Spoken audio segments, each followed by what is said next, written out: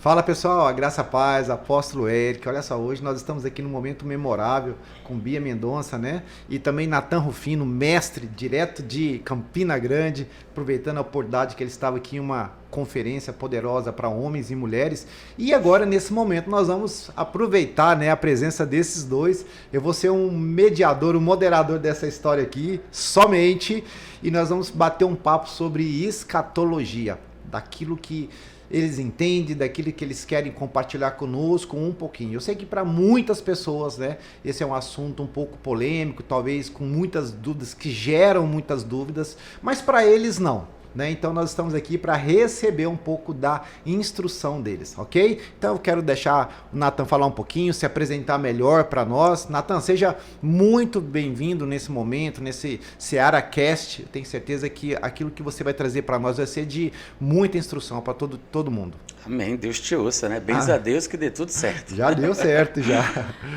Bom, meu nome é Natan, como vocês sabem, é uma alegria poder estar aqui, conversar sobre a Bíblia, as coisas de Deus é sempre muito legal. E falar de escatologia é uma coisa fascinante, né? Porque são muitas ramificações, muitas ideias, muitos pensamentos.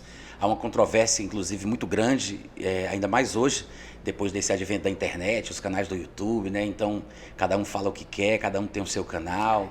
Tem muita especulação, sensacionalismo, Exatamente. As movimentações geopolíticas, as situações pandêmicas. Então, é um assunto que, querendo ou não, está no imaginário popular, né? E é interessante, Natan, agora aqui, só para a gente abordar, que você falou algo bem relevante, é que as redes sociais hoje, elas são um pouco de mestres também, né? Só que, infelizmente, nem tudo que está ali é legítimo e verdadeiro. E eu sei que hoje a curiosidade, a sede, né? Infelizmente, depois eu vou deixar até você deixar os seus canais de comunicação, mas infelizmente nem todo mundo tem acesso, né, a informações verídicas. Então elas vão se alimentar daquilo que a internet está oferecendo hoje, né? E eu sei que a escatologia, como eu te disse, é um assunto polêmico, até tem várias linhas, né, de raciocínio ali. E como é que a pessoa vai fazer?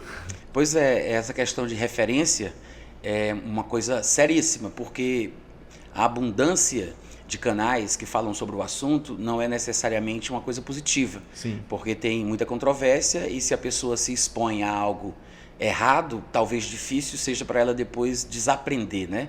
Mas falando sobre referência, Bia, como é que você falaria sobre isso, assim? Por que a importância da referência? Já que você não se apresentou, fala aí, né? Então, agora é minha vez, A né? Bia tá mais do que apresentada já. Eu tô bem conhecida aqui no canal, todo mundo já me conhece.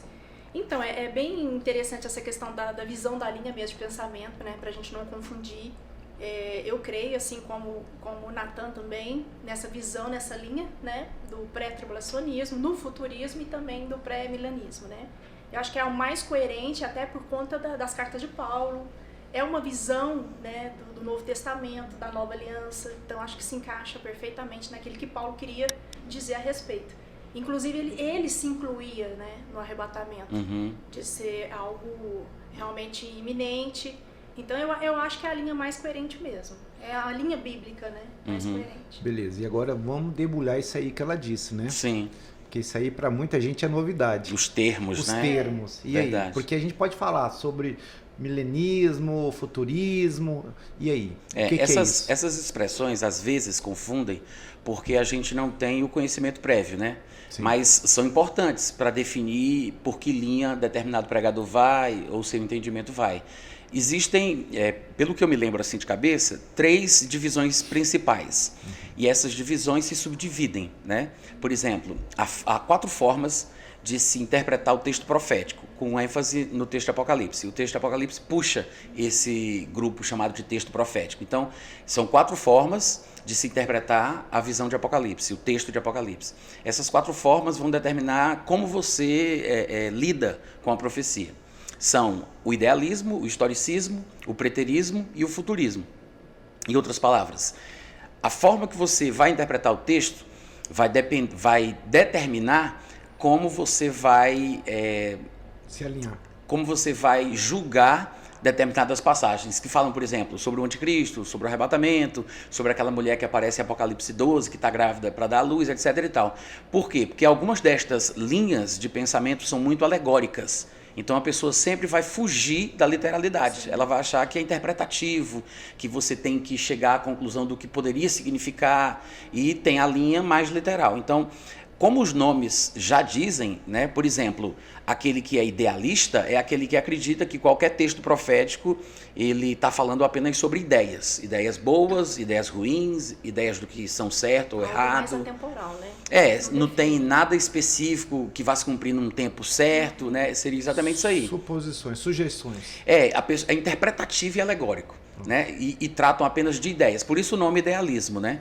Que seriam ideias positivas e negativas que Deus registra no texto profético para que sejam aplicadas em qualquer tempo que alguém viver.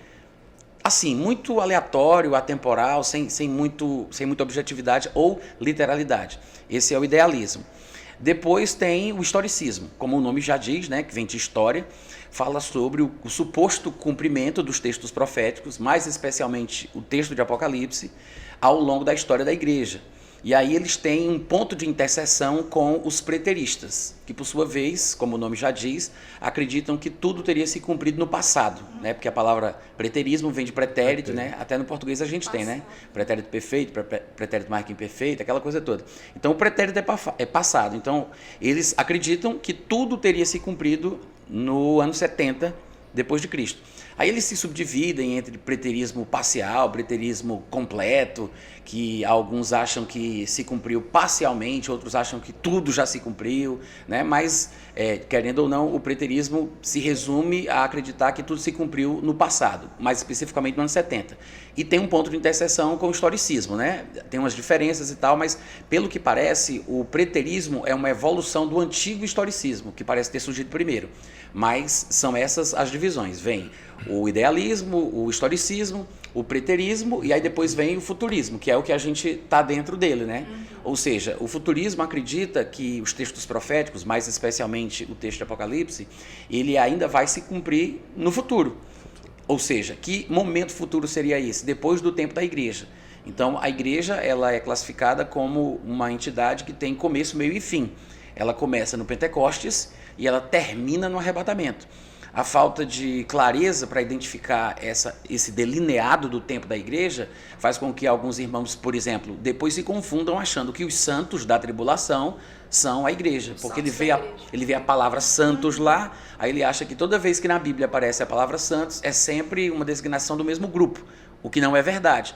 Porque assim como os santos do Antigo Testamento não faziam parte da igreja, né, e os santos do Novo Testamento não são israelitas, os santos da tribulação também são classificados assim, mas não são necessariamente israelitas, a grande maioria sim, mas não são necessariamente israelitas e nem são a igreja de Cristo, porque a igreja ela começa no Pentecostes e termina no arrebatamento. Por que a gente diz que o cumprimento do texto profético, mais especialmente o texto de Apocalipse, ainda é no futuro? Porque é no futuro do tempo depois da igreja. Ou seja, quando a igreja for retirada, aí sim abre-se as portas para a tribulação, o surgimento do anticristo, depois de tudo isso vem também o milênio, etc. e tal. Então, essa divisão diz respeito à forma que a gente lida com o texto profético. Essa é a primeira divisão que se subdivide em 4 ramificações. Além disso, tem uma outra divisão em relação aos conceitos do milênio. O milênio é um ponto-chave na escatologia, porque diz respeito à interpretação que a gente faz do reino de Cristo. Que o milênio, basicamente, trata sobre o reino de Cristo. E seria até uma... Que começa na segunda vinda. Sim. Quando ele vem é que começa, né? Sim. Verdadeiramente o reino. E seria a última aliança também, né? Em relação a era da igreja. A era da igreja. Sim, de fato. Porque, na verdade, quais são as divisões, né? Primeiro, as divisões são pré-milenismo, pós-milenismo e tem o amilenismo. E, mais uma vez, tem um ponto de interseção entre o pós-milenismo e o amilenismo. E é bom a gente lembrar que o pós-milenismo não é necessariamente, na verdade, não é de forma nenhuma a mesma coisa que pós-tribulacionismo, né? São diferentes. Às vezes o pessoal vê a palavra pós ali, né? Esse prefixo pós, aí acha que está fazendo alusão à mesma coisa, mas não é. Pós-milenismo diz respeito a uma crença de que Jesus Cristo viria depois do milênio, ou seja, depois do reinado de Cristo. Por outro lado, eles acreditam que o milênio não é algo literal, contado na ponta do lápis, um tempo de 1000 anos. Eles acham que a expressão é apenas um termo genérico, que fala sobre um tempo muito grande, mas esse tempo pode ser 2.280 anos, 2.320, 2.429, não interessa. Ou seja, está escrito 1000 anos lá em Apocalipse, mas eles acham que é apenas uma expressão para indicar um tempo muito longo, indefinido. Daí para eles, esse tempo de 1000 anos, que não é literal, é o reinado de Cristo, que supostamente, já que eles também são muito alegoristas, né? Eles gostam de interpretar muitas alegorias e tal. Eles acham que Jesus já está reinando agora, através da igreja, então já estaríamos no reino de Cristo, e depois que a igreja conquistar o mundo para Deus, estabelecer o evangelho até as bordas da terra e fizer tudo o que tem que fazer, aí quando a igreja cumprir o seu papel, só aí é que Jesus vai voltar fisicamente. Ou seja, por isso eles são chamados de pós-milenistas, porque Jesus viria, né, de forma visível e física somente depois desse reino que supostamente já está em andamento através da igreja cristã.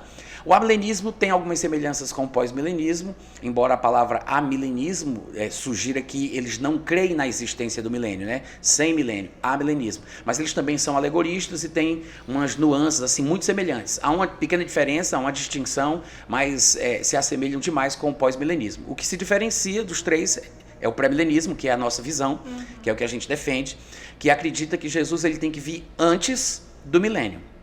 Além disso, o milênio é literal, ou seja, são 1000 anos de fato e de verdade, contados na ponta do lápis. 998, 999, 1000. Ou seja, se o texto lá de Apocalipse, capítulo 20, fala por 6 vezes a expressão 1000 anos, e se faz sentido para quem lê, não tem por que tentar interpretar uma coisa que não precisa de interpretação, né? Então, o pré-milenismo defende um milênio literal, 1000 anos de fato e de verdade. Esse milênio, que é o reinado de Cristo, ele só vai começar depois que Jesus estiver vindo, e a gente não pode confundir a vinda de Cristo com o arrebatamento, que são duas coisas diferentes, embora às vezes sejam usados na Bíblia, tanto para se referir a uma coisa ou para outra, e só o contexto é que defina se é o arrebatamento ou se é a sua vinda visível, porque querendo ou não, o arrebatamento é a vinda de Cristo para a igreja, não é a vinda visível, quando todo olho o verá no final da tribulação. Então, não só na Bíblia, no Novo Testamento, como na conversa, nos bastidores da vida, né, quando os crentes estão conversando, a gente às vezes confunde também, falar, mas o Senhor vai vir, e a gente está pensando no arrebatamento. Então, é bom distinguir, né, quando a gente fala de vinda e quando a gente fala de arrebatamento, porque dois... no arrebatamento não tem Jesus. Sim, para o crente. Mas não pisando na terra. Não pisando, né? não visivelmente. Para o crente é o encontro dele com o Senhor. Inclusive, Paulo diz isso, que nós estaremos para sempre com o Senhor por ocasião do arrebatamento. Mas o mundo não o verá. Sim, eu falo isso porque eu acho que, até Bia, né, eu acho que essa é uma das partes que mais confundem hoje a igreja, né? Primeiro, como eu comentei até para o Natan, pela diversificação de visões, né, de ideias.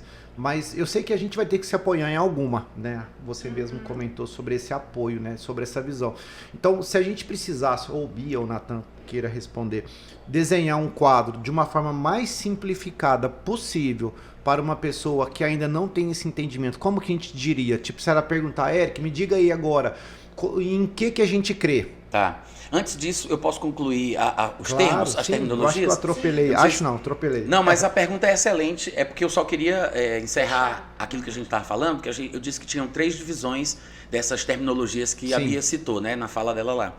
E cada divisão se subdivide, né? Então, tem a forma de se interpretar o texto bíblico, aí tem aquelas 4 formas lá, né? Somos futuristas. Aí depois tem em relação ao milênio. Como é que a gente se classifica? Aí em relação ao milênio tem 3 linhas de pensamento. Tem o pós-milenismo, tem o amilenismo e tem o pré-milenismo, no qual a gente se encaixa, que é definido como uma interpretação literal do milênio e a vinda de Cristo antes do início do milênio, né? De forma visível e tal, para que ele estabeleça esse seu reino milenar durante 1000 anos. Para finalizar as divisões, tem o que é talvez o mais popular, o mais falado, o que é mais tratado na internet, o que o pessoal quer mais saber é que se a igreja vai ou não ser arrebatada antes da tribulação, né? Eu não sei se é mais por questões práticas, o pessoal está querendo saber se fica ou não fica, né? Se sofre ou não sofre, se dá ou não dá um tapa na cara do anticristo. Sim. Então, o pessoal quer mais saber o seguinte, a igreja sobe antes ou sobe depois? Ela fica no meio, como é? Então, em relação a essa terceira divisão, existem 3 classificações principais, que são pré-tribulacionismo, meso ou mid-tribulacionismo, pós-tribulacionismo. São as divisões principais. Mas existem outras classificações em relação ao arrebatamento, que são o arrebatamento pré-ira, que não é muito popular no Brasil, né? Mas ele foi criado por um senhor nos Estados Unidos e se popularizou de forma relativamente grande. Já tem gente no Brasil crendo no pensamento pré-ira. Que seria o que, Nathan? Eu vou dizer. E tem, por último, o pensamento do arrebatamento parcial, que é bem popular, embora as pessoas não saibam. Não conheçam. Não sabem que creem nisso, embora acreditem, e muita gente não sabe chamar pelo nome, mas conhece a ideia. Ou seja, o que é o arrebatamento parcial? É aquele tipo de arrebatamento no qual eu acredito que somente quem merece sobe. É o crente vencedor, os né? vencedores. Os vencedores, eu gosto de chamar os merecedores, que é sinônimo. Mas fica mais claro. É interessante que eu ia justamente, eu ia até pedir o celular da Bíblia, me empresta o celular que eu vou anotar umas perguntas. Eu ia te fazer essa pergunta, e aí, sobe todo mundo? Pois é. Aí, primeiro, as divisões, né? O arrebatamento parcial, que tem muita igreja, que inclusive grande, igreja de referência no Brasil, que tem pregado isso. Muita gente que crê nisso não sabe no que é que ele está crendo. Ele não entende direito. Ele só acha que não é justo uma pessoa que é carnal e que não é espiritual e que não merece subir no arrebatamento. Porque sem ela perceber, né, lá no subconsciente, lá atrás da cabeça dela, ela acha que o arrebatamento já é o primeiro galardão. Ou seja, é para quem merece e é pelas obras. Né? O que é um conceito equivocado. Mas, então, tem o pré-tribulacionismo, o mid ou mesotribulacionismo e tem o pós, depois essas outras duas que não são tão populares. O pré-ira, só para responder a tua pergunta. O pré-ira é um pensamento bem curioso e intrigante, porque ele diz assim, olha, a ira de Deus, ela não vai se manifestar durante todo o período tribulacional. A ira de Deus, ela não vai se revelar através de qualquer agente, qualquer player do período da tribulação. Ou seja, a ira do anticristo não é a ira de Deus. A ira do povo do mundo não é a ira de Deus. A ira do dragão não é a ira de Deus. Eles acham que a ira de Deus se limita a um momento muito específico da tribulação associado às 7 taças que são chamadas de taças da ira. Porque o livro de Apocalipse, ele é uma descrição do período tribulacional que transcorre durante o rompimento de 7 selos, o ressoar de 7 trombetas e o derramamento de 7 taças. E em Apocalipse, as taças são chamadas de taças da ira. Então, pelo que parece, cronologicamente falando, né, na sequência do tempo, essas taças da ira vão acontecer por volta lá de 25%, quando tiver passado 75% da tribulação. Quando faltarem 25% para terminar, ou seja, 1/4 do período tribulacional, quando tiver para se cumprir, aí vem as taças da ira, ou a ira de Deus se revela. Então, os pré-ira, eles acham assim, não, a igreja fica na terra durante quase todo o período tribulacional. Quando a ira de Deus fosse derramada, lá no finalzinho, né, aí vem esse arrebatamento de 3/4, ou seja, você experimenta... Metade da exatamente. Pega o período de 7... Exatamente. É isso aí. Então, a igreja seria arrebatada nesse período. Esse é o pensamento pré-ira. Assim, a grosso modo, esse é o pensamento pré-ira. O arrebatamento parcial, né, como o nome já diz, fala sobre nem toda a igreja ser arrebatada. Ou seja, parte sobe, parte fica. É por isso que é parcial. Quem sobe? Só quem merece. Agora, sobe quando? Na primeira leva. Porque o arrebatamento parcial acredita em vários arrebatamentos. Por mais incrível que pareça, mais absurda que pareça a ideia, eles conseguem encontrar na Bíblia alguma justificativa para dizer que vai ter mais de um arrebatamento. Progressivos. Exato. Ou seja, primeiro, vai quem merece, os merecedores, os vencedores, né, como é falado. Os flutuantes, né, os que são tão crentes que até flutuam. Exatamente. Aí talvez seria os PhD em divindade. Ou os diabologistas, né? Mas essa galera assim que é o creme de la creme dos evangélicos, né? Exatamente. Então essa galera subiria na primeira leva.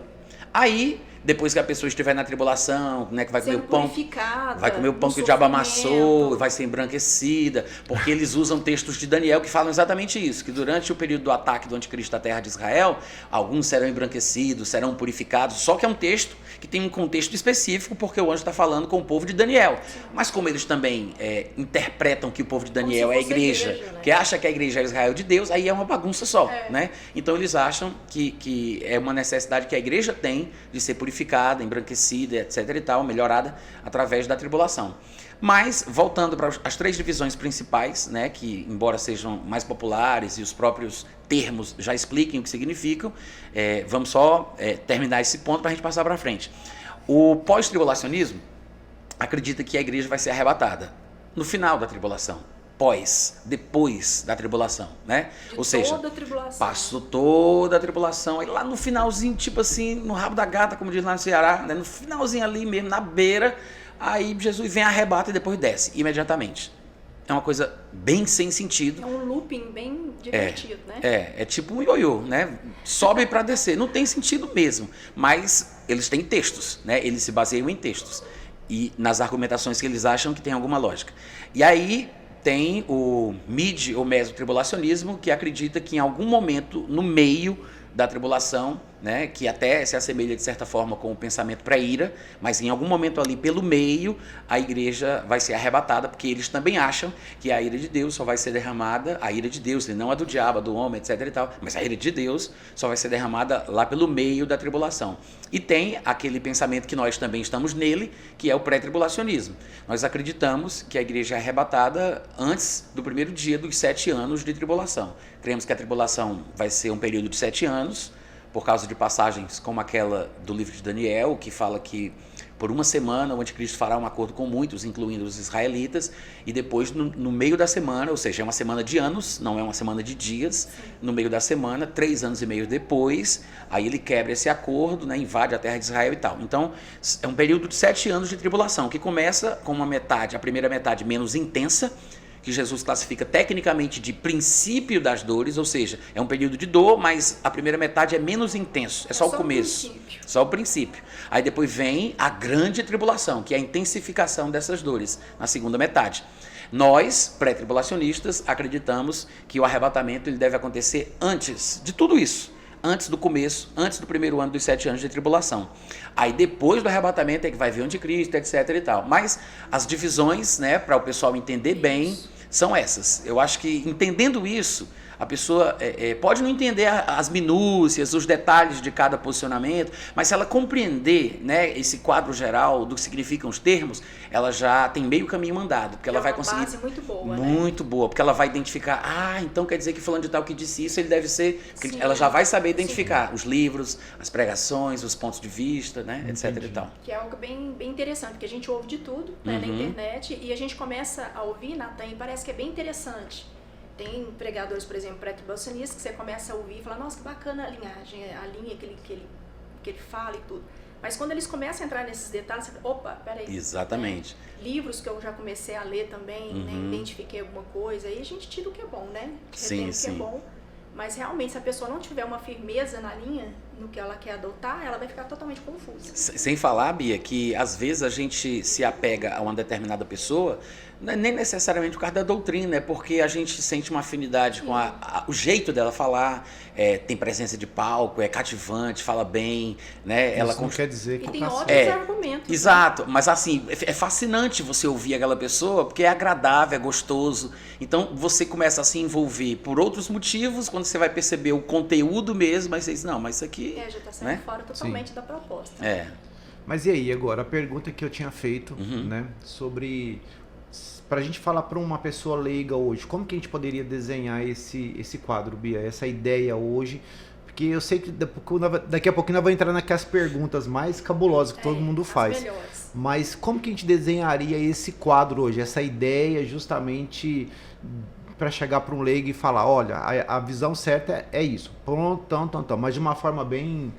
Eu acho que os próprios textos, né, do Novo Testamento, Paulo defende muito essa questão do arrebatamento.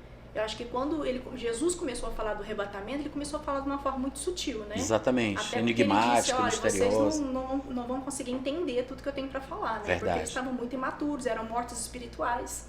Então não tinha essa testificação nem do Espírito Santo. Mas para Paulo, Jesus já revela de uma forma totalmente interessante e sólida, né? Tanto que os textos de 1 Coríntios 15, né, que fala sobre arrebatamento, que são as bases, né? E 1 Tessalonicenses também, Paulo fala muito da questão do arrebatamento. Então, acho que não tem dúvida de misturar a linha. Acho que o pessoal aqui alegoriza demais, né? Espiritualiza tudo que o texto está falando. Então, uma das formas mais corretas de saber o que é correto é a interpretação literal. Jesus interpretava as profecias, literalmente. Exatamente. Né? Você vê que ele, por exemplo, ele saía de Nazaré, ele foi para outro lugar. Para quê? Para que se cumprisse aquilo que os profetas tinham falado a respeito dele. Então, se ele interpreta de forma literal, por que a gente vai alugarizar o negócio e vai querer bagunçar? Isso. Né? Então, se você começa a ver realmente os textos ao pé da letra, como Paulo ensinava, não tem dúvida. Ele falava do pré-tribulacionismo. Exato. Agora eu vou acrescentar uma coisinha ao que ela falou, porque ela falou uma coisa muito, muito, muito importante. Mas eu tenho certeza, não o público de vocês, mas o meu pessoal que vai depois me ouvir, que eu vou colocar lá no meu canal também. Sim, claro. Eu tenho certeza que nem todo mundo entende, porque o meu público é mais eclético, é misturado, de várias denominações diferentes. Bia falou que quando Jesus estava com os discípulos, eles não entendiam tudo, até porque eles eram espiritualmente mortos. Isso é importantíssimo, é profundo demais, mas nem todo mundo entende.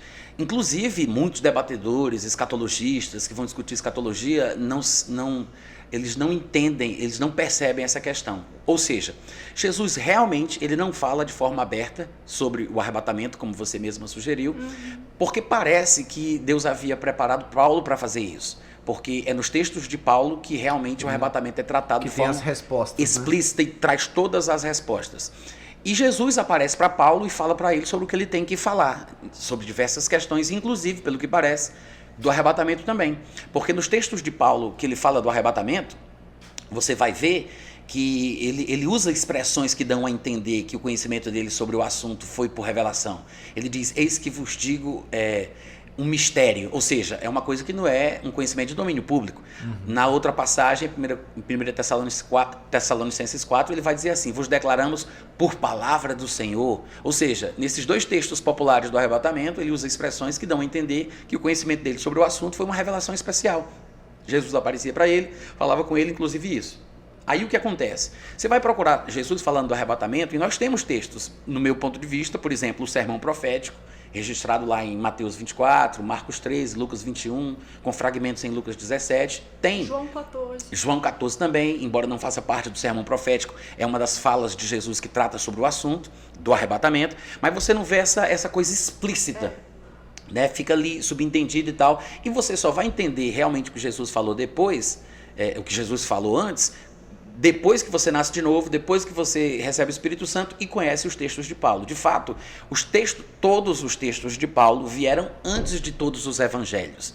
E há erudito, estudioso que acredita que os escritores dos evangelhos, Mateus, Marcos, Lucas, João, tenham recebido alguma influência dos textos de Paulo, que surgiram historicamente antes dos próprios evangelhos. Agora, o que significa dizer que quando Jesus estava com os discípulos e ele conversava com eles, eles não entendiam tudo porque não eram mortos espiritualmente falando? Porque o que é interessante é que a nova aliança ela só vai começar depois que Jesus ressuscita dentre os mortos, né? Porque lá em Hebreus capítulo 7, do versículo 12 em diante, diz que só há mudança da lei quando há mudança de sacerdócio. Sim. E se Jesus estivesse na terra, nem sacerdote ele poderia ser, porque ele era da tribo de Judá, tribo a respeito da qual Moisés nunca atribuiu o sacerdócio. Então, não tinha como a nova aliança começar enquanto não houvesse mudança de sacerdócio, e ele só é estabelecido sacerdote segundo a ordem de Melquisedeque quando ele ressuscita dentre os mortos, né? Que aí todo o Novo Testamento, principalmente o livro de Hebreus, explica isso muito bem. Então, quando é que a nova aliança começa? Quando ele ressuscita dos mortos, quando ele é feito sacerdote, não pela lei do mandamento carnal, mas pelo poder da vida indissolúvel. Aí sim, as pessoas podem nascer de novo, receber o Espírito Santo e vão passar a entender as coisas espirituais e vão se lembrar do que Jesus dizia. Então, na época que Jesus estava com os discípulos, ainda era o Antigo Testamento.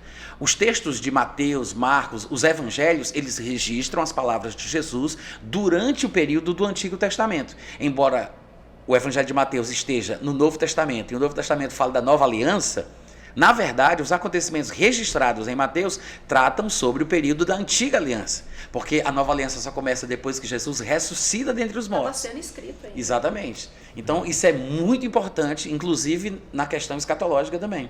Ótimo. E aí? Então, Não, fala. Vai, que eu já tô com uma engatilhada aqui. É porque eu me lembro que o Eric falou uma coisa lá atrás que a gente passou por cima, né? Mas ele fez uma pergunta lá atrás que a gente não respondeu sobre essa questão de quem vai ser arrebatado. Sim. Né? Assim, como é que é esse negócio de quem merece, não merece, quem vai, quem não vai? Quem vai, quem fica, né? E eu acho que a melhor forma de se responder a essa indagação, a essa dúvida, é com o texto de 1 Tessalonicenses 4, do 13 ao 18, que é uma das passagens onde Paulo fala do arrebatamento. Eu vou até ler, tá? Lá diz assim: não queremos, porém, irmãos, que sejais ignorantes com respeito aos que dormem, os que morreram, para não vos entristecerdes como os demais que não têm esperança. Pois se cremos que Jesus morreu e ressuscitou, assim também Deus, mediante Jesus, trará em sua companhia os que dormem. Ora, ainda vos declaramos por palavra do Senhor isto: nós, os vivos, os que ficarmos até a vinda do Senhor, de modo algum precederemos os que dormem. E claro que a vinda do Senhor é uma expressão que engloba acontecimentos em sequência, em cadeia. Algumas pessoas não entendem textos como estes porque acham que a expressão a vinda do Senhor se refere a um acontecimento pontual que vai se realizar dentro de um período de 24 horas, mas não é. Para você entender esta segunda vinda, basta você comparar com a primeira vinda. A primeira vinda, ela é um período muito longo, no qual aconteceram muitas coisas específicas, embora exista um marco oficial para o que a Bíblia chama de primeira vinda, que é o batismo nas águas, o batismo de arrependimento para remissão de pecados, né? Não dá nem para a gente explicar isso aqui agora, a não ser que a oportunidade surja, mas este é o ponto oficial e bíblico para a primeira vinda. Mas ele não se resume a isso, ele se estende por um período gigantesco. Da mesma forma, a segunda vinda, ela tem marcos e pontos importantes, mas ela é uma coisa que acontece por um longo período de tempo. A expressão a vinda do Senhor é sinônima para o dia do Senhor, ou seja, não é um acontecimento de 24 horas. Ele começa no arrebatamento, por exemplo, e vai até a criação dos novos céus e da nova terra. Como é que a gente sabe disso? Porque a expressão o dia do Senhor, a vinda do Senhor, o dia de Deus, aquele dia e várias outras expressões semelhantes, elas aparecem em diversos contextos, deixando claro que às vezes está falando do arrebatamento, às vezes está falando do período da tribulação, às vezes está falando sobre o reino milenar de Cristo, e Pedro, lá na sua segunda epístola, chega a usar a expressão o dia do Senhor, fazendo referência à criação dos novos céus e da nova terra. Então você vê que é um período que se estende, né, de um ponto a outro. Quando Paulo faz o uso da expressão aqui, nós os que ficarmos até a vinda do Senhor, pelo próprio contexto, você observa que ele está falando especificamente sobre o encontro do crente com Cristo, que nós chamaríamos de arrebatamento. Aí ele diz: os que ficarmos até a vinda do Senhor, de modo algum precederemos os que dormem. Porquanto o Senhor mesmo, dada a sua palavra de ordem, ouvida a voz do arcanjo, ressoada da trombeta de Deus, descerá dos céus, os mortos em Cristo ressuscitarão primeiro. E aí depois ele diz: nós, os vivos, fica subentendido que ele está falando dos vivos em Cristo. Então ele falou dos mortos em Cristo e dos vivos em Cristo. Que creram em Cristo. Exatamente, os cristãos que nasceram de novo, etc e tal. Depois nós, os vivos em Cristo, os que ficarmos, seremos arrebatados juntamente com eles, os mortos em Cristo, entre nuvens, para o encontro do Senhor dos ares, e assim estaremos para sempre com o Senhor. Então Paulo revelou quem vai ser arrebatado: mortos em Cristo e vivos em Cristo. Ele não coloca nenhum outro pré-requisito para o arrebatamento. Entendi. Ou seja, a pessoa tem que estar em Cristo. Tá, se todos os mortos em Cristo, ele disse os mortos em Cristo de uma forma geral, se todos os mortos em Cristo vão ressuscitar, fica implícito, né, por raciocínio lógico, que todos os vivos em Cristo também irão ser arrebatados. Porque se houvesse uma distinção, então nem todos os mortos poderiam ser arrebatados, poderiam ser ressuscitados e arrebatados. Mas se ele diz que todos os mortos vão, então todos os vivos também. Porque se não fosse assim, seria muito melhor morrer antes do que esperar o arrebatamento. Porque todos os mortos vão, mas nem todos os vivos subiriam, então não faria sentido. É melhor morrer do que ser arrebatado. Ser incluso, né? Exato. Inclusive, e aí, esses mortos, na verdade, é de todas as eras. Todas as eras. Do período cristão, da era da igreja. A era da igreja, todos aqueles que morreram mesmo em Cristo, aceitando Jesus como Salvador, né, já está incluso. E aí, posso abrir uma caixinha aqui? Pode. Uma latinha? Só um minutinho então, eu vou pegar o gancho aí. Pega aí. Com a Bia, tá? Que ela acabou de falar. Eu não sei o que eu tô fazendo aqui, gente. Eu já respondi 3 perguntas tuas, viu? É você que tá mexendo aqui no negócio. Tá movendo. Eu sou o movedor de latinha de minhoca aqui. É o movedor das águas. Aí, Bia, esse lance aí da igreja, né? Aliás, eu é que já estou dizendo da igreja, mas esse lance de estar em Cristo é importante, porque os pós-tribulacionistas, por exemplo, eles têm um pequeno problema com isso. Eles não entendem que o período da igreja, ele começa no Pentecostes e ele termina no arrebatamento. E que a igreja não existia na antiga aliança. Os santos e salvos do Antigo Testamento, eles fazem parte de um grupo específico, são salvos, são santos, etc., né? Mas eles não são chamados tecnicamente pela Bíblia de igreja. É bom a gente lembrar que a igreja só surge depois. Primeiro, Jesus disse, eu edificarei a minha igreja apontando para o futuro. Ou seja, as suas pregações e o que ele fazia enquanto estava na terra não eram necessariamente a tal da edificação. Porque ele disse, eu vou fazer isso depois. Ele iria edificar. E a gente descobre em que momento, ou a partir de que momento, ele começa a edificar a igreja com os próprios textos do Novo Testamento. Lá em Efésios 4, Paulo diz que quando ele subiu às alturas, ele levou o cativo ao cativeiro e concedeu dons aos homens. Aí ele diz que dons são esses, são dons de ministério. Apóstolos, profetas, evangelistas, pastores e mestres, visando o aperfeiçoamento dos santos. Aí ele fala sobre a edificação da igreja. É unidade. Né? Ou seja, a igreja ela começa a ser edificada depois que Jesus sobe, quando ele concede os dons. E o próprio Paulo vai reafirmar isso no capítulo 3 do próprio livro de Efésios. Lá ele diz que a igreja foi edificada sobre o fundamento dos apóstolos e profetas, mas os apóstolos e profetas só passaram a funcionar e a existir depois que Jesus subiu ao alto e concedeu os dons à igreja. Então, a igreja ela só começa depois da ressurreição. Não há igreja no Antigo Testamento. Então, quem é que está na igreja? Quem é que faz parte do corpo de Cristo? A quem se destina a expressão mortos em Cristo? Aqueles que creram e morreram desde o período em que a igreja existe na terra. Desde quando o Espírito Santo foi derramado até o dia do arrebatamento. Exatamente. Agora, no Antigo Testamento, nós temos uma versão... o Antigo Testamento foi escrito em hebraico e aramaico, né, pequenas porções em aramaico, mas por volta do ano 300 a.C., ele foi traduzido para o grego. Por 70 homens judeus, né, traduziram a Bíblia judaica para o grego, que é chamada de Septuaginta pelo nome, o número de judeus que traduziram.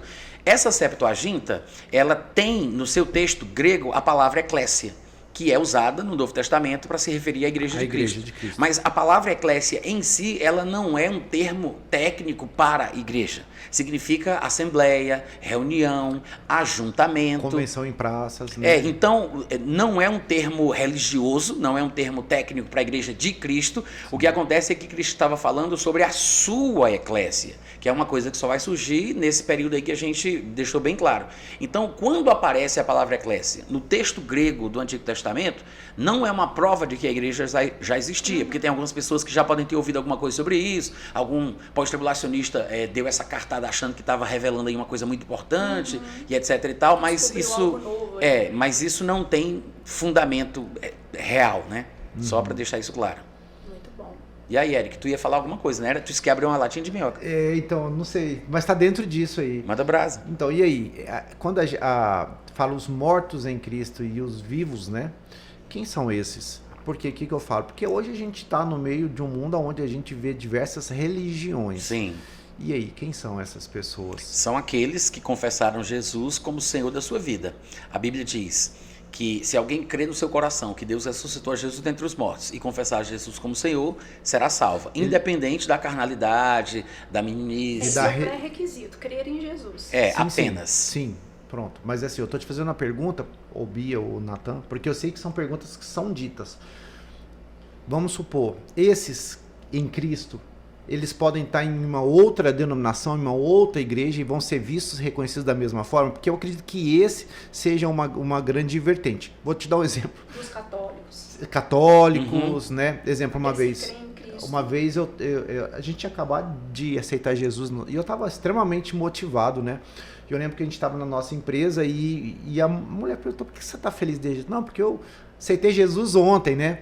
E ela falou, que legal, que benção. E qual igreja, né? Aí eu não vou citar de qual ela era, para não ficar ruim. E aí, o Bruno já olhou ali já.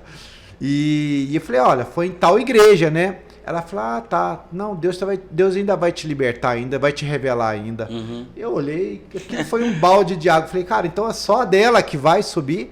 E aí, quem sobe, quem não sobe, né? Primeiro, isso é uma característica daquilo que a gente chama de seita, né? Exatamente. Ou seja, essa coisa de achar que somente nós temos a verdade. Sim. Né? Você saiu daqui, você está debaixo de Eu uma acho que eu maldição. tô sendo subliminar aqui demais para sendo cauteloso. Não, mas tudo acho que bem, todo mundo certíssimo. já entendeu já. E eu acho que é bom mesmo a gente fazer assim para não ficar feio. Eu particularmente não gosto desse pessoal que fica citando os nomes, Sim. colocando o dedo. Até porque eu acredito que tem muita gente salva em muitos lugares que são considerados como segmentos não ortodoxos, Sim. né?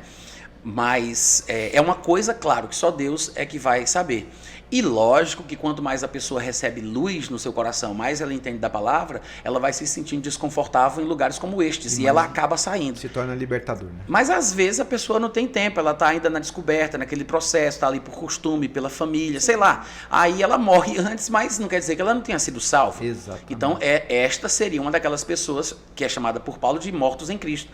O morto em Cristo é aquela pessoa que passou por esse processo, né, que a gente chama de mecânica da salvação. A pessoa creu no coração que Deus ressuscitou Jesus dentre os mortos e confessou com a boca. As questões doutrinárias, os detalhes interpretativos, o progresso e o crescimento espiritual daquela pessoa é uma coisa que vai se desenrolando ao longo do tempo. Então, assim como tais pessoas nestas denominações ou seitas, etc. e tal, né, têm as suas dificuldades intelectuais e doutrinárias, nós também que nos sentimos ou nos autodenominamos como estando na luz e na verdade, também temos alguns pontos doutrinários que não são necessariamente corretos. Claro que existem doutrinas mais graves, piores, que podem complicar muito mais a vida de uma pessoa do que outras doutrinas, mas isso é um processo, é uma coisa que não tem como a gente julgar assim, né? Colocando o dedo e dizendo, não, essa pessoa não é salva. É complicado isso, eu acho muito temerário a gente dizer na cara da pessoa que ela ainda não é salva porque ela faz parte de um grupo que não é o meu. A gente acaba que vira quase um semideus, né? Querendo fazer o julgamento em nome de Jesus, né? Ser juiz, né? De todas as coisas. Eu só quero deixar claro para o pessoal que está ouvindo aí a gente que nós não estamos dizendo que não podemos julgar, né? Que as pessoas pensam que eu estou fazendo menção àquele versículo que diz, não julgueis para que não sejais julgados. Na verdade, existe o contexto que a Bíblia fala para não julgar, e isso é correto, tem como se falar sobre isso, Jesus falou sobre isso. Por outro lado, não é isso que eu estou dizendo agora, porque existe a possibilidade do julgamento correto e bíblico. Né? Existe uma linha de raciocínio estabelecida. Ou seja, se eu vou numa igreja e o pessoal me recebe bem, todo mundo me trata super bem, com educação e tudo mais, eu vou dizer, puxa, o pessoal daqui é muito educado, é um pessoal muito legal, muito gentil. Eu estou julgando. Né?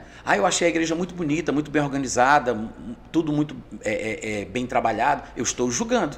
Então, quando você faz um julgamento, você não está necessariamente errando, porque às vezes você está simplesmente dando a sua opinião, a sua interpretação e como você sentiu a coisa. Então, nesse aspecto, é claro que é bíblico julgar. Inclusive casos em que a gente tem que decidir se algo vai ser feito de uma forma ou de outra, uma punição, uma disciplina na igreja, o que for. Isso também envolve um julgamento. Não é que eu estou dizendo que não existe o julgamento, porque alguém vai me ouvir e vai dizer, você está pensando que não pode julgar? Não, eu sei, eu entendo que a gente deve julgar, mas às vezes eu acho que a gente vai longe demais e não percebe esse outro lado da moeda, né? Pronto. Vamos abrir mais latinhas? Vamos. Tá preparado aí, Natan? Manda brasa. Marca da besta, o número da besta. Bia, e aí? O Será que é um 666. número? É da besta, é do homem? Apocalipse esse assunto 13, é interessante. Né? Já fala da besta que sai do mar. E o que seria? Eu vou perguntar para Natan. Tem uma teoria bem interessante. Tem uma teoria bem interessante. Porque a gente ouve de tudo a respeito do número da besta, né? Algumas traduções vêm com o número da besta, o pessoal já quer calcular o número da besta, a gente já calculou Nero sendo o anticristo, né? E tantos outros. www, né? Tango 666. E é interessante, Natan, você tem essa visão, né? Uma teoria bem diferente, que eu achei bem interessante. Não é uma coisa assim que eu diria que é 100%, que eu bato assim o martelo, né? Mas ela é interessante porque ela foge do que a gente já ouviu até então. Normalmente as pessoas realmente apelavam para o que é chamado de gamátria, que é esse cálculo com base no valor numérico da letra, do nome. Então é uma coisa assim muito especulativa, muito louca e tal. Mas Parece que o texto talvez não esteja necessariamente apontando para esse lugar, embora se fale de sabedoria, quem tem entendimento, o pessoal talvez tenha pensado que era preciso ser muito inteligente para conseguir descobrir através de raciocínio e cálculos matemáticos, né? Mas eu acho que não é bem isso que o texto está falando. Primeiro, existe uma variante textual aqui em Apocalipse 13, 18. O texto diz, aqui está a sabedoria, aquele que tem entendimento calcule, isso na minha versão, tá? Aquele que tem entendimento calcule o número da besta, pois é número de homem. Ora, esse número é 666. Então, existe uma variante textual. Variante textual é um termo técnico que se dá naquilo que é chamado de crítica textual, que é uma disciplina científica secular, que foi tomada emprestado pelos cristãos para tentar descobrir qual teria sido o texto original do Novo Testamento. Do que trata a crítica textual? Seguinte, na época que o Novo Testamento foi escrito, né, ele, falando aqui em textos do Novo Testamento, sem falar do Antigo, mas na época que o Novo Testamento foi escrito, não existia a imprensa, não tinha máquina de xerox, não tinha nada disso, não existia a imprensa. Então tudo era escrito à mão. Primeiro eles escreveram durante muito tempo nos papiros, né, que é um material, é uma planta que é transformada em folha de papiro, e aí eles escreviam ali, e se desgastava mais rapidamente e tal, então eles tinham que fazer cópias para manter o texto, né? Embora não mantivesse o papiro, mas mantinha o texto, passando o texto de um papiro para outro. E aí depois surgiu a tecnologia mais nova, mas muito mais cara, nem todo mundo tinha condição de fazer isso, que era o pergaminho, que é pele de animal tratado e dura muito mais tempo, mas era mais comum se fazer em papiro, por ser mais barato, de mais fácil acesso, etc. e tal. Então, durante a época em que não existia imprensa, todos os textos escritos à mão, por isso são chamados de manuscritos, eles eram escritos em papiro ou pergaminho. Esse período durou 1.500 anos.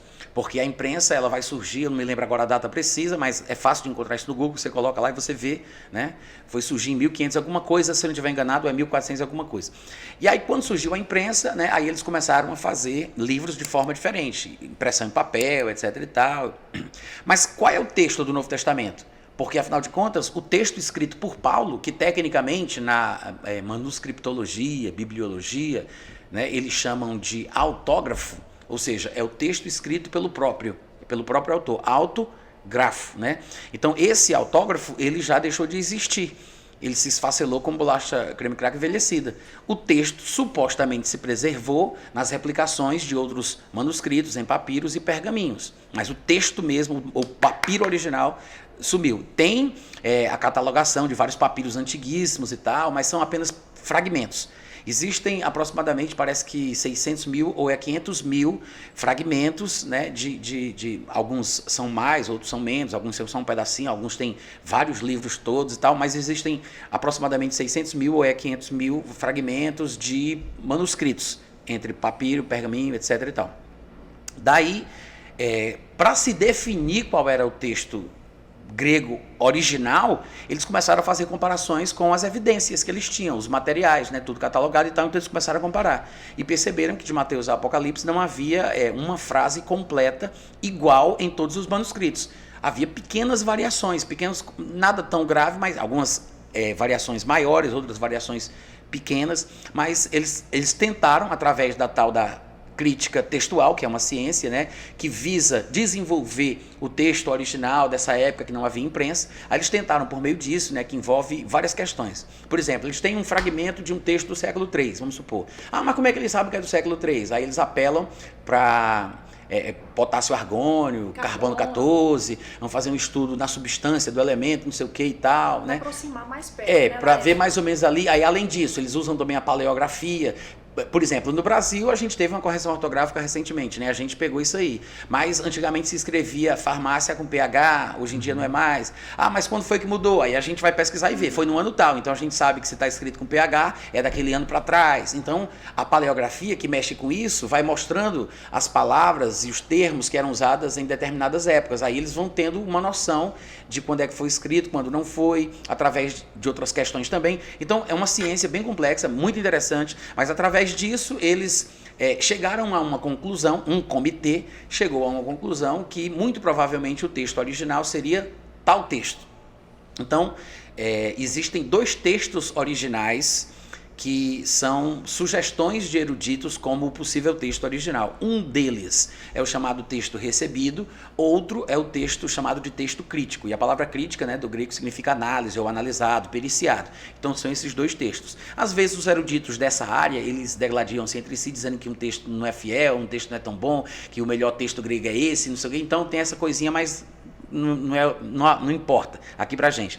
O fato é que isso é o que se chama de variante textual. É quando uma passagem, um determinado capítulo e versículo do Novo Testamento, por exemplo, não está exatamente do mesmo jeito nos manuscritos existentes, que estão catalogados e guardados nas bibliotecas, nos museus, etc., que é de conhecimento, todo mundo que estuda a área tem acesso. Público ali. Está tudo catalogado bonitinho, tem um catálogo que você abre e você vê todos os que existem, de uma ponta a outra. Cada um tem um nome, inclusive. Existe um livro disso, né, Natan, tem. que hoje dá para consultar. Tem o comentário textual, acho que é o comentário textual do Novo Testamento, se eu não me engano. É um dos textos que registra as variantes e explica o porquê da variante escolhida e quais são as outras que foram preteridas, né, as que foram deixadas de lado. Aí ele mostra qual variante está em quais manuscritos. É interessante para quem tem uma base assim sólida, né, teológica, exegética e tal. Você tem isso aí, né? Mas o que acontece é que a tal da variante textual é exatamente essa variação de uma certa palavra ou expressão, ou seja o que for, num determinado versículo. Então, há versículos no Novo Testamento que variam de manuscrito para manuscrito. Apocalipse 13:18 é um deles. Então, quando se diz aqui, este é o número, aí tem 666, então tem uma variante textual neste número. Alguns manuscritos falam números diferentes, né? 616, 400 não sei quanto e tal, tem uma variação. E esse número aqui, ele seria a representação de letras, né? Vamos supor, porque assim como nos algarismos romanos, né, que a gente usa em português, né, que o V é 5, o D é 500, aquela coisa toda, né, o C é 100, a gente não faz isso? Pronto, as letras gregas também representavam números. Sim. Então tem uma dúvida, o pessoal não sabe o que é que está aparecendo ali, que número é, então teve essa variação. Que talvez não seja 666. Não seja número, Pode não letra, ser, né? pode não ser 666, pode ser outro número e pode não ser número também. Mas a internet não é. Não, eu acho que não. Eu acho que não. Até porque o que é interessante de se interpretar um texto da Bíblia é você levar em consideração o contexto daquela passagem. Que por causa de Apocalipse, que fala depois sobre outras coisas associadas ao tal do número da besta, né, você observa que não faria sentido ser isso. Porque tem que ser uma coisa pela qual Deus ache que seja justo jogar aquela pessoa no inferno. E como Deus não é injusto, né, ele não pune sem motivo, até as autoridades que portavam armas, que eram ministros de Deus, vingadores, traziam uma arma, mas não era sem motivo, né? Então, como representantes de Deus, porque Deus não pune sem motivo, seria injusto Deus jogar uma pessoa no inferno porque ela usou o www, porque ela digitou um dia, ou porque ela usou um cartão de crédito, ou porque ela usou um código de barra, ou porque é uma tecnologia que ela foi forçada a usar. Aí pronto, rapaz, eu não queria usar essa tecnologia, agora eu estou, a pessoa tem que vou estar pro bem inferno. consciente naquilo que ela está fazendo. Então, não faria sentido que fosse o uso de uma tecnologia que fizesse com que a pessoa fosse para o inferno. Tem que ser uma coisa que mexa com as bases espirituais bíblicas que justificam a condenação no inferno. Então, quando você vai considerar isso, você observa... Que quebre princípios, talvez, né? É uma coisa espiritual de negação de Cristo, basicamente. Quando você rejeita Jesus, você nega Jesus, você é contra Jesus. Não necessariamente, porque a pessoa que é apostata da fé, primeiro ela tem que ter estado na fé, né? Mas uma pessoa ela pode ser condenada ao inferno sem nunca ter estado em Cristo. Então, teoricamente, ela nunca se desviou. Então, ela não apostatou, né? Sim. Mas a pessoa que ela... por exemplo, vai ser lançado no inferno porque recebeu, aceitou, usou a marca da besta, deve ser uma pessoa que rejeitou a Jesus, não aceitou a pregação do evangelho, não creu nele, não confessou como Senhor. É a rejeição mesmo consciente do plano de salvação da pessoa de Jesus Cristo. Então, essa marca, ela tem que ser uma coisa emblemática que represente isso, né? E quando a gente leva em consideração essa possibilidade, aí faz mais sentido. Não só o texto de Apocalipse 13:18, como as outras passagens onde a ideia da marca da besta vai aparecer ao longo do livro de Apocalipse. Então, aqui em Apocalipse, ele fala o seguinte: aquele que tem entendimento calcule o número da besta, pois é um número de homem. Só que essas expressões, calcule, é um número de homem, são palavras que foram escolhidas partindo do pressuposto que seria um número, né? Então, tem manuscritos que tem um número ou tem outro número. Varia ali no número ou no outro número. Só que, de uns tempos para cá, um senhor que muita gente não gosta dele, mas ele faz uma declaração bem interessante. O nome dele é Walid Shoubet. Ele é bem polêmico nas declarações dele, ele é bem contundente, é cristão hoje, mas ele era muçulmano e terrorista. E ele tem a sua fala natural é o árabe. E esse senhor se converteu, virou cristão, etc. e tal, e um dia ele se deparou com um manuscrito grego do Novo Testamento, dessa passagem, e a frase que estaria lá, que seria o suposto número, parecia estar fazendo uma referência a uma frase em árabe.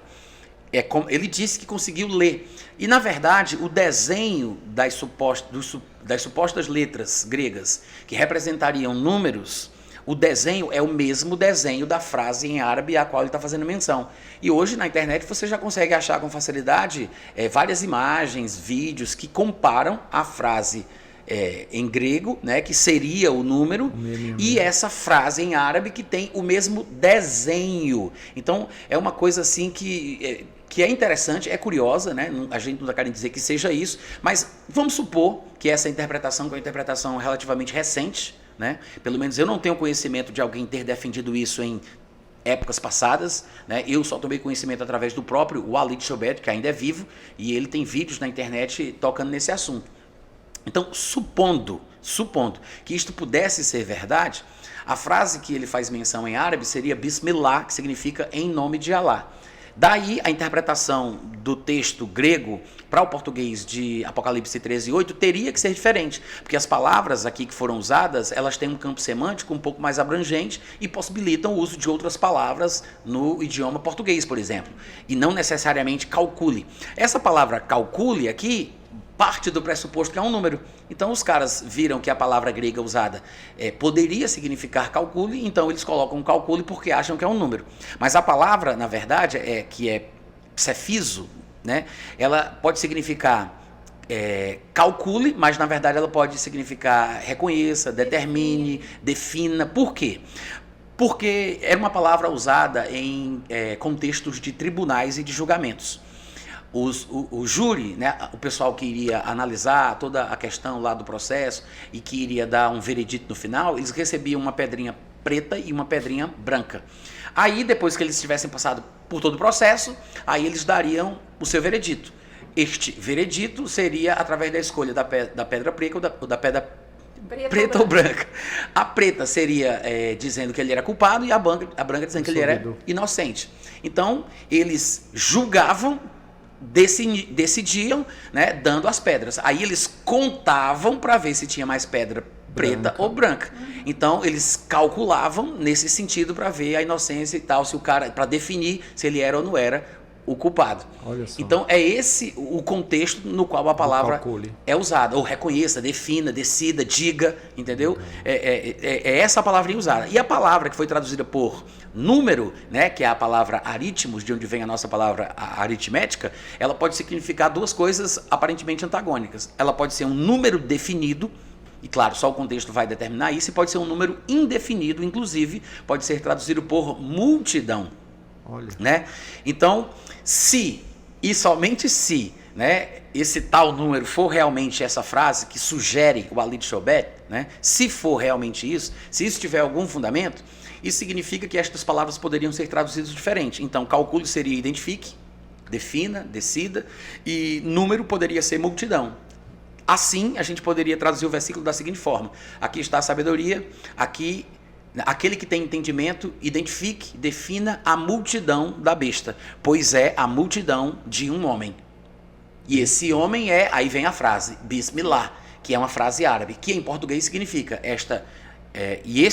essa multidão vem ou é em nome de Alá. Eita, olha aí, cara. Seria isso. Faz bastante sentido. Faz muito, é até uma coisa assim, Rapaz. muito sensacionalista, espetaculosa e assusta um pouco. E faz sentido, Natan, por conta de quem crê, né, que o anticristo é islâmico. Sim, Faz todo sentido.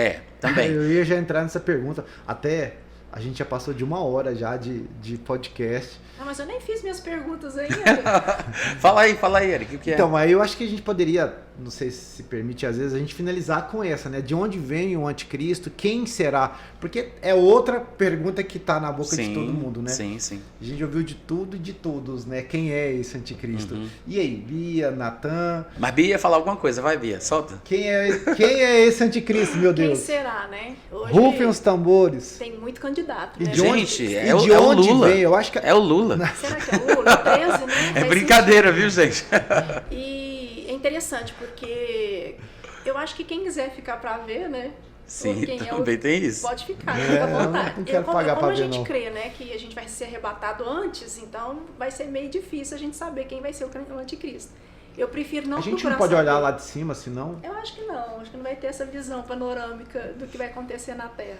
A Bíblia fala muito sobre o anticristo e a gente tem como identificar algumas questões Sinais. que nos impedem de interpretar de outra forma.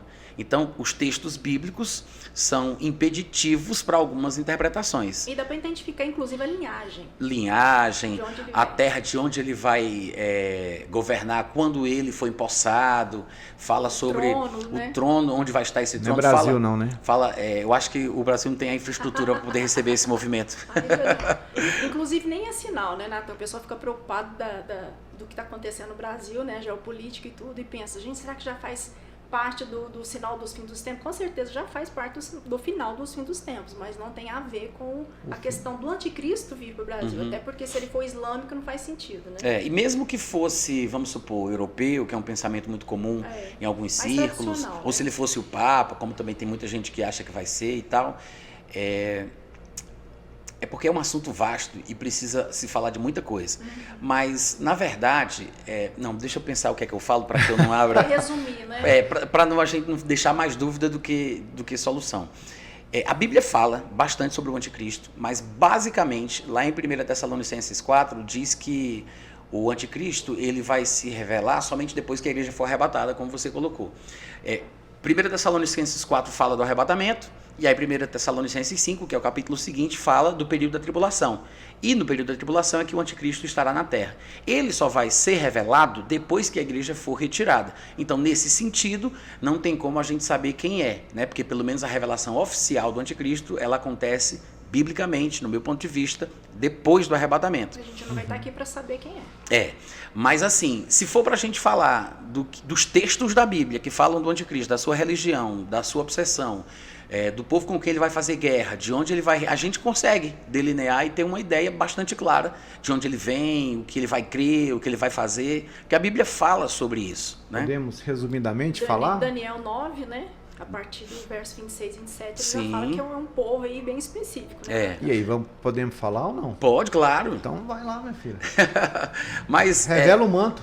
para fundamentar a declaração, talvez a gente precisasse de mais tempo, porque muita gente diz o que pensa e nem sempre o que as pessoas dizem realmente se fundamenta na Bíblia. Mas todo mundo que diz o que pensa usa um versículo da Bíblia para justificar. Sim. Então, eu simplesmente dizer, eu acredito que ele vai vir dos descendentes de Ismael, ele vai praticar a religião islâmica e etc e tal, e eu me baseio nesse versículo, não é suficiente para convencer as pessoas. Então, já fica aqui a dica para quem está ouvindo que as pessoas vão ter que pesquisar um pouco mais. Elas vão ter que usar essas declarações como referência para se aprofundarem na Bíblia, ler livros. E você tem né? material já disso tudo, eu tenho, né? de escatologia eu tenho um sobre o arrebatamento antes da tribulação, né? Que é esse aí que a Bia está com ele na mão. Nossa, bacana. Arrebatamento antes da tribulação, que é o meu livro mais recente, tem 224 páginas, muito bem fundamentado, tem notas de referência, tem uma bibliografia gigantesca, ele é bem técnico, é mais acadêmico, ainda que numa linguagem popular. E eu tenho um livro que é A Bíblia, o Islamismo e o Anticristo, que foi o meu TCC de... Talvez tenha, a resposta esteja nele Toda aí. lá. Sobre o Anticristo, sim. Sobre o Anticristo, sim. Embora eu não use esse livro para falar das características bíblicas de forma exaustiva, né? Eu até estou pretendendo escrever um sobre o anticristo, mas só do anticristo. Esse aí eu tento mostrar o porquê que eu acho que ele vem desse segmento, dos descendentes de Ismael, porquê que ele iria praticar o islamismo. Então eu faço assim uma abordagem mais leve, ali fazendo algumas sugestões Então e tal. a resposta sua é essa, então. No meu ponto de vista, Vem ele da- nem vai ser o Papa, nem vai ser um líder ou estadista europeu, mas ele será um homem que abarcará em si características políticas, religiosas e militares. Ou seja, ele será um descendente de Ismael e de Edom, que eles se misturaram, né? Um foi na casa do outro pegar filhos para os seus descendentes, aí eles viraram um povo só. Misturado, É, né? Um povo misturado. Exatamente. Aí, então eu acredito que ele é descendente de Ismael e Edom, praticante do islamismo. E exatamente por isso ele vai ser um líder político, religioso e militar. Então, provavelmente o termo que vai se dar a ele no mundo islâmico é de califa, porque a palavra califa em árabe traduzido seria representante, né? O califa é o representante de Maomé. Olha só. Então, quando existe um califa na terra, todos os muçulmanos têm que se submeter a ele, entregando inclusive a sua própria vida Já é para cumprir as ordens do califa. Já é um bom funil já, né? Pois é, exatamente. E sem falar que, se a gente for falar de aspectos islâmicos, a gente fica até assustado. Se você começa a estudar sobre países em que a única fonte do direito civil do cidadão é o Alcorão, você fica escandalizado de quão diabólico é o negócio, tá? E eles também têm a sua própria lei, né? Sim, a Sharia. Eles só andam em cima dessa lei. Exatamente, que é uma lei radical, misógina, tá? Supremacista, intransigente demais, onde os que não são cidadãos islâmicos, não são crentes, né? Não são do islamismo, essas pessoas, todos eles são cidadãos de segunda classe. E eles têm que pagar um imposto por não serem muçulmanos. Para você ter uma ideia. É um imposto de proteção, porque dentro da lei Sharia eles podem ser exterminados, assassinados, como se fosse um animal para ser comido, uma vaca, uma coisa qualquer. Mas para que eles tenham proteção dentro do Estado Islâmico, então eles pagam esse imposto de proteção, né? Que é chamado de dízia. Se eu não estiver enganado, é dízia. Meu Deus. E aí o que acontece? O islamismo, ele tem todas as características e, além do mais, é a maior religião do mundo, né? Até o último censo, se eu não me engano foi em 2010, o islamismo não era considerado a maior religião do mundo, porque o cristianismo era a maior. Mas cristianismo, assim, juntando os ortodoxos, todos os segmentos cristãos, católicos, evangélicos, protestantes, todo segmento. Tudo que você imaginar. Então, aí sim o cristianismo era considerado maior. Mas no Islã, por exemplo, no segmento sunita, o homem pode ter 4 mulheres, e os sunitas são 86%, né, dos muçulmanos do mundo, e o sunita ele pode ter 4 mulheres, com cada mulher o homem tem 8 filhos. Então, o crescimento dos muçulmanos exponencial, é louco. maior. Exatamente. Sem falar que quem nasce nessa família não tem que escolher não ser Sim. muçulmano. Então tem que ser contado mesmo. E graças a Deus, eles, por causa disso, são mais ou menos como os brasileiros que são cristãos, porque nascem numa família católica, mas não conhecem, não praticam, não entendem o texto, não tem aquela afinidade. Então, a grande maioria não é praticante, graças a Deus. Mas, mesmo assim, a minoria praticante é exatamente os que fazem as coisas que a gente ouve falar. Os terrorismos, os assassinatos, as decapitações, são aqueles que controlam e que lideram todo o movimento islâmico. E aquele que é muçulmano, mesmo que seja só nominal, mas que não pratique, se ele não seguir as ordens do líder muçulmano, ele também é considerado como um infiel. E ele é morto também, é assassinado. Perseguido e morto. Né? Ele é desprezado. Interessante, Nathan, você falou sobre o califa e já está surgindo o califado aí novamente, depois de muitos séculos, né? Exato. Muito tempo. Parece que tem algo surgindo aí sobre essa questão. A ideia do califado, ela foi abolida não faz muito tempo. Foi no ano de 1924, no final da Primeira Guerra Mundial. O último califado do qual o mundo tomou conhecimento foi o califado otomano. Ou seja, era a última dinastia do Império Islâmico, que começou lá por volta do ano 600 e alguma coisa, né? Foi se expandindo, a sua capital ela foi mudando de lugar para lugar, dependendo da dinastia dominante da época. A capital do Império Islâmico já foi no Cairo, já foi em Bagdá, já foi na Síria e, por fim, foi na Turquia. E no final da Primeira Guerra Mundial, né, aí o califa ele foi deportado da Turquia, o Império Otomano ele foi desfeito e aí desapareceu. Estava meio adormecido. E não teve mais califa desde então. Porém, no surgimento do Estado Islâmico, o tal do ISIS, né, o Ibrahim Abu Bakr al-Baghdadi, que é o cara que se autoproclamou califa, o líder do Estado Islâmico, ele surgiu com essa, dizendo que ele era o califa dos crentes, o representante de Maomé ao qual todos os crentes deveriam se submeter. Ou seja, o assunto do califado voltou à tona com esse cara. Mas é uma coisa que os muçulmanos estão sempre aguardando, que é quando é que vai surgir o próximo califa, né? E esse Ibrahim Abu Bakr al-Baghdadi colocou o assunto de volta à baila. E aí foi aquela revolução, aquele rebuliço, aquela coisa toda, o Estado Islâmico, etc e tal. E o Estado Islâmico exigia, porque o cara seria supostamente o califa, ele exigia que todos os outros segmentos, todos os outros grupos islâmicos, terroristas, as nações, onde tivesse gente islâmica, todos deveriam se ajoelhar diante dele, né, fazer passar pela cerimônia de juramento, entregando a sua vida para seguir as ordens que o califa desse. Ou seja, dentro da visão islâmica, o califa, o representante de Maomé, é o líder supremo ao qual as pessoas têm que obedecer de forma irrestrita, inclusive com a própria vida, caso seja necessário. Sem opções. Se explodindo, fazendo um ataque, se transformando em lobo solitário. Se o califa disser, você está em Londres, você é crente, é muçulmano, então faça isso, faça aquilo. O cara tem que fazer. Se não fizer, os muçulmanos fiéis podem matar aquele que não obedeceu à voz do califa. Meu Deus. Então, até as características do islamismo, que parece ser hoje a maior religião do mundo, com 1,8 bilhões, está entre 1,6, 7 ou 8 bilhões de crentes, faz a gente pensar na possibilidade de que seja realmente a tal da religião islâmica.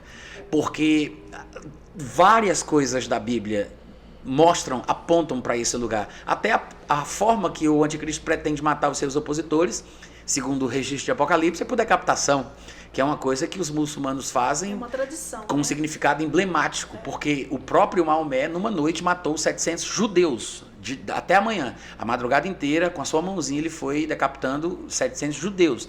Então, é emblemático, embora eles também usem armas, bombas, armamento químico. O clássico quando eles querem transmitir uma mensagem, querem gravar um vídeo e dar uma mensagem, eles lêem os textos do Alcorão e eles executam uma pessoa por decapitação, que é emblemático. E é curioso que a Bíblia diga que seja a maneira que o anticristo vai matar os seus opositores, porque nesse tempo futuro, que a gente nem chegou nele ainda, mesmo estando em 2022, a gente poderia pensar numa arma assim, tecnológica altamente evoluída e tal, mas está lá João dizendo que vai ser por decapitação. Ou seja, é muita coincidência e é decapitação de quem disser que acredita que Jesus é filho de Deus, que é uma das coisas que os muçulmanos acham que justifica a morte por decapitação, né? Porque eles não aceitam Repudiam. a declaração de que Jesus é filho de Deus, de Alá, né? Ou que Alá é pai de alguém, que ele seja pai de algum filho. Nunca gerou, nunca foi gerado. Para eles é um absurdo, eles não conseguem entender o significado da expressão, acham que Deus estaria, Alá, né, que é a palavra árabe para Deus, acham que ele estaria tendo desejos sexuais ou teve relacionamento sexual com alguém para gerar um filho. Eles não conseguem abstrair e entender o significado da expressão. Então, para eles é uma blasfêmia gigantesca. E a pessoa que disser que Jesus, por exemplo, é filho de Deus tem que ser morta, e eles normalmente matariam por decapitação. Eita, ai. Muito pano pra manga. Né? Por isso que está lá em Apocalipse 6:9, aqueles que foram decapitados, mortos, né, debaixo do altar de Deus. Pronto. É isso. Pessoal, nós vamos ter que encerrar. Vai ficar um gostinho, mas olha só, preste atenção em algo. A gente precisa encerrar, Bia, Natan. Primeiro, já quero agradecer vocês, a participação, acho que foi extremamente válido. Mas o Natan, ele tem canais aí, ele tem meios de comunicação que fala muito sobre isso. E de alguma forma eu quero, né, Natan? Passe os seus endereços, por favor, pro pessoal. Tá. Porque eu sei que esse assunto não tem fim, a gente ficaria aqui assim horas como eu, que e horas. comecei como curiosa, né? Eu sigo o Natan acho que mais de 10 anos, viu, gente? Conselho, que assim, tem um material muito rico, né? Tanto no seu site, tem o Telegram e tantos outros canais. Sim. Aí, né? Se alguém quiser me encontrar, é só procurar pelo meu nome, Natan Rufino, NATANRUFINO. Coloca no Google, eu acho que a primeira coisa que aparece é o meu site. Então, meu site é natanrufino.com.br, .com também chega lá, e aí lá tem tudo, basicamente, né? Tem os links para as minhas redes. Aí você tirou o www. Na verdade, se você escrever Natan Rufino, ele aparece. É um site bem procurado. Mas aí tem YouTube também. Sim, aí no meu site tem os links para as redes sociais, né? Pronto. Mas se a pessoa já está no YouTube e quer me procurar, basta colocar Natan Rufino. Mas no meu site tem os links lá para o meu canal do Telegram, que eu tenho um canal no Telegram, eu tenho um aplicativo dentro do Telegram também, com todo o meu material, eu tenho um podcast de áudio, né? Para o pessoal que usa aglomeradores de podcast, se quiser procurar meu canal, é só pesquisar lá na barra pelo meu nome.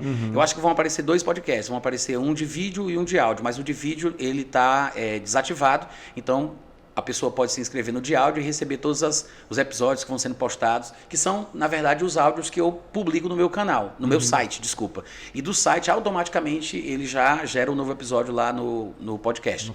Então, eu tenho livros também, né? São 7 ou 8 livros publicados, 2 deles são de escatologia, podem ser comprados também no meu site, que tem uma loja lá, né? A pessoa pode comprar, ou fala comigo no Telegram, pode comprar, se ela quiser, pelo próprio Telegram, no meu aplicativo do Telegram tem lá como comprar com cartão de débito, cartão de crédito, eu sou notificado e a pessoa recebe.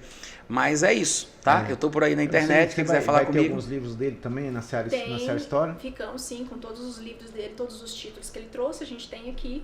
E quero falar também da escola de fundação, né? Que a gente tem essa matéria na nossa escola, escatologia. Então, é claro que a gente ensina o básico, né? Mas já é uma base bem bacana para quem quer estudar e aprofundar nesse assunto. Na verdade, é material para estudar a vida inteira, né? Então, assim, não tem fim, a escola ela vai te dar os princípios, né? Vai te dar a base para você continuar. E aí você continua. Natan, muito obrigado. Amém. Bia também, obrigado. Eu acho que foi um podcast de muita relevância, libertador, né? Até traz muita clareza. E, pessoal, é isso, tá? Então, pelas redes sociais do Natan também, se você tiver dúvida, pode deixar as perguntas lá. Com certeza ele vai, também nas redes sociais dele, vai compartilhar esse mesmo podcast. Então, eu tenho certeza que, da mesma forma que nós fomos edificados, você também está sendo. E dúvidas, que eu sei que vai ter dúvidas, procure o Natan, procure Bia também, né? São 2 estudantes da escatologia aí que com certeza vai somar e contribuir muito com vocês, tá bom? Quer deixar uma mensagem, algo para finalizar? Obrigado pelo carinho, foi um tempo maravilhoso aqui, foi bom conhecer vocês. Que bom. Um privilégio muito grande. E se Deus quiser, a gente está aqui de volta quando Ele permitir. Amém. Claro, com certeza. Virá mais vezes. E é isso, pessoal. Acho que tem mais assuntos aí pra gente abordar até o próximo SearaCast. Então pronto, pessoal, um abraço, um forte abraço, que Deus possa abençoar vocês. E breve nós estamos vindo com mais novidades também dentro do SearaCast. Que Deus te abençoe, um forte abraço.